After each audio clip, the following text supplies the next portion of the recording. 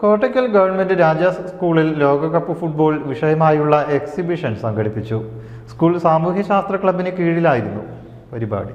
മുൻ പ്രവാസിയും ബിസിനസ്സുകാരനുമായ മലപ്പുറത്തെ സിറാജ് തൊട്ടാപ്പിലിന്റെ ശേഖരമാണ് എക്സിബിഷനിൽ വെച്ചത്.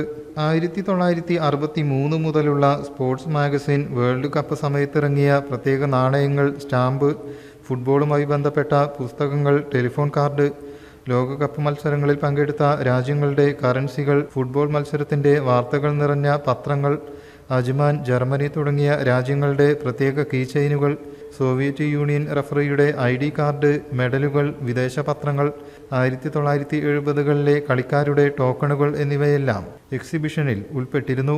സാമൂഹ്യശാസ്ത്ര club convener P. Girish, staff secretary Vishnuraj, അധ്യാപകരായ സമീർ ബാബു, K. ഷമീമ, ഖദീജ ബി, ഷരീഫ, സരിത, ജയശങ്കർ എന്നിവർ നേതൃത്വം നൽകി. News bureau, Kottakkal.